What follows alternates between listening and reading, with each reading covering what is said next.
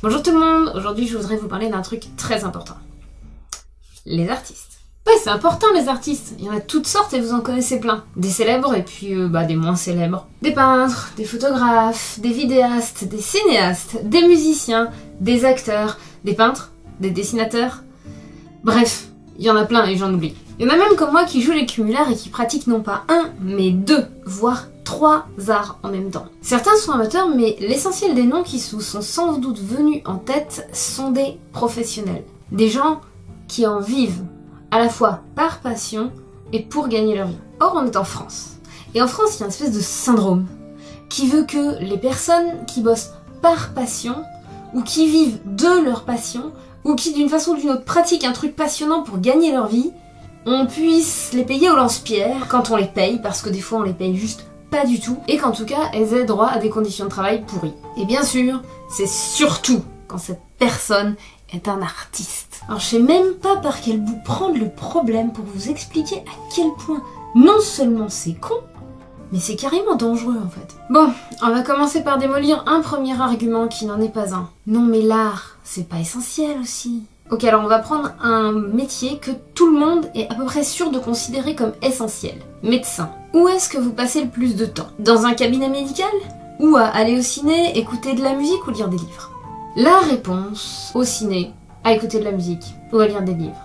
Évidemment, ça compte pas si vous êtes médecin et que c'est votre travail. En général, le contre-argument qu'on m'oppose à ce moment-là, c'est « Oui, mais enfin, c'est pas vital quand même ». Et même dans le cas où vous êtes atteint d'une grave maladie, il y a un bon pourcentage de chances pour que ce soit quelque chose qui vous aide énormément à surmonter ce que vous êtes en train de vivre. Et que finalement, il soit encore plus essentiel pour vous que pour d'autres, parce qu'il vous aide à atténuer la solitude ou la douleur. Pas pour rien qu'on pratique l'art-thérapie dans plein d'hostos.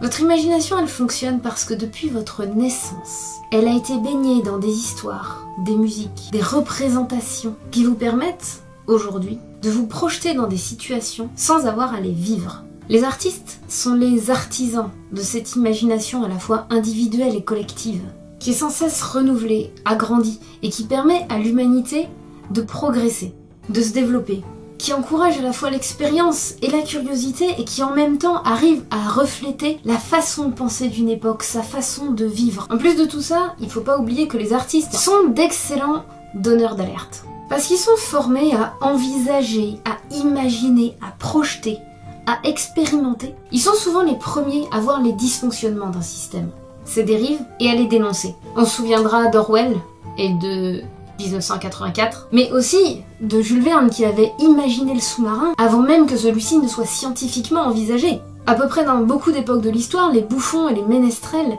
étaient les seuls à avoir le droit de se l'ouvrir devant les rois et à critiquer leur politique. Du moins, sans risquer de se faire zigouiller. Et même quand il y a censure, les artistes trouvent toujours des moyens détournés de s'exprimer. En fait, l'art, c'est comme l'eau, ça trouve toujours un chemin pour passer. Alors maintenant que vous vous rendez peut-être un peu mieux compte de la place que l'art prend dans votre vie au quotidien et l'aide qu'il apporte à l'humanité, est-ce que vous pensez toujours que l'art est moins essentiel que la médecine?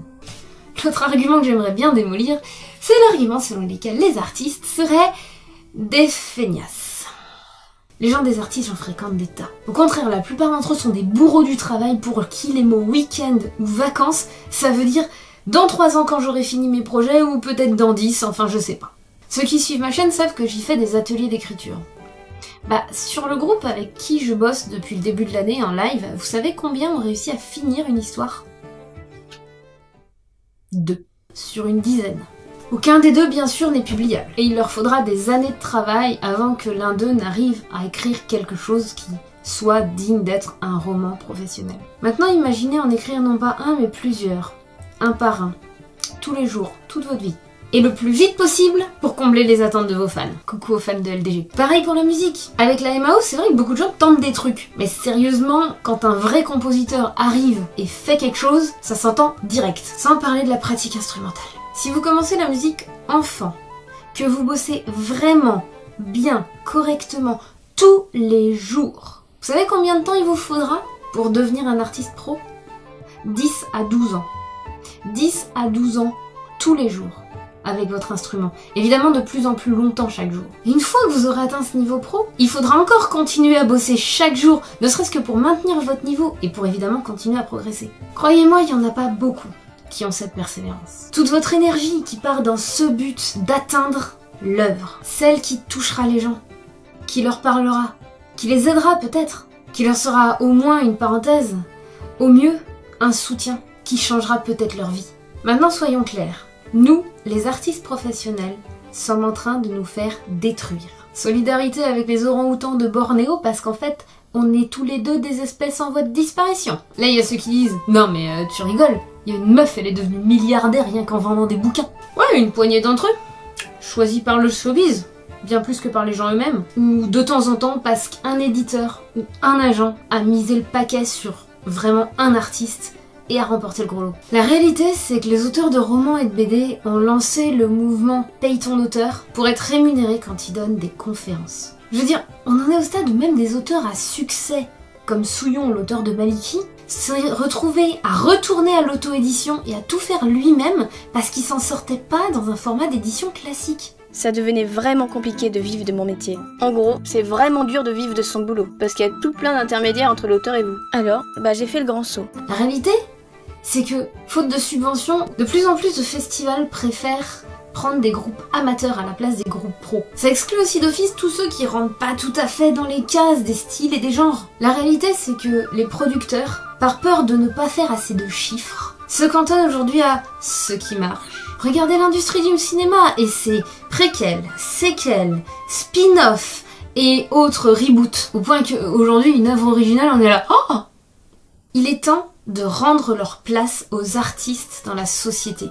De cesser de les considérer comme des marginaux alors qu'ils sont la source d'une des plus grandes industries du monde, la culture. Et toi, là, derrière ton écran, tu peux y faire quelque chose. Tu peux y faire quelque chose avec ce miracle de l'intellect humain que les artistes s'acharnent à défendre depuis la nuit des temps et qui s'appelle la curiosité. Quand tu vas dans un festival, quel qu'il soit, renseigne-toi sur la façon dont les artistes sont traités, s'ils sont rémunérés ou non. Fais savoir que t'étais d'accord pour payer ton billet 2, 3, 4 euros plus cher pour que les artistes qui composent le festival que tu aimes soient payés décemment. Et que cet artiste soit sur une scène avec une guitare ou derrière une table de conférence, ça n'a pas d'importance. C'est un travail et il mérite salaire. Tu peux aussi aller à la rencontre des artistes moins connus. Ne pas s'arrêter aux gros étalages avec des grands panneaux qui pointent des flèches rouges. Et crois-moi, tu vas découvrir des trésors. Dans les cinémas, teste les films à moins gros budget mais qui ont quand même l'air super cool. Ceux que t'hésitais un peu à aller voir. Renseigne-toi sur le droit d'auteur. Mécène, si tu peux, via Patreon, Tipeee ou ce que tu veux. Ose. Teste. Plante-toi de temps en temps. Et surtout, exprime-toi. Tu aimes tel auteur, tel musicien, tel dessinateur, mais hurle-le à la face du monde. Partage son travail. Fais-le découvrir à tes amis. Sois acteur de ta culture. Plus l'artiste est inconnu, plus il faut faire de bruit pour lui ou pour elle. Il est temps que les lecteurs, les mélomanes, les cinéphiles, les spectateurs reprennent en main le droit d'être actifs dans leur rapport aux artistes et à la culture. C'est pas à la pub ou au showbiz de vous dire ce que vous devez aimer. C'est à vous de le déterminer et de leur imposer. C'est la seule condition qui permet depuis des siècles et qui permettra encore à l'avenir aux artistes d'être libres et en étant libres, de vous donner le meilleur d'eux-mêmes. Voilà, j'ai fini mon discours de shonen. Je vous laisse dans la description de la vidéo quelques informations, notamment sur le mouvement Paye ton auteur qui a lieu en ce moment essentiellement sur Twitter et Facebook et quelques autres réseaux sociaux. Et puis comme d'habitude, si ça vous a intéressé, si vous avez aimé, partagez, laissez un pouce bleu, commentez, donnez-moi votre avis. Qui sont vos artistes inconnus préférés? Dites-le! Abonnez-vous si ce n'est pas déjà fait. Et moi je vous dis à très bientôt. Bye!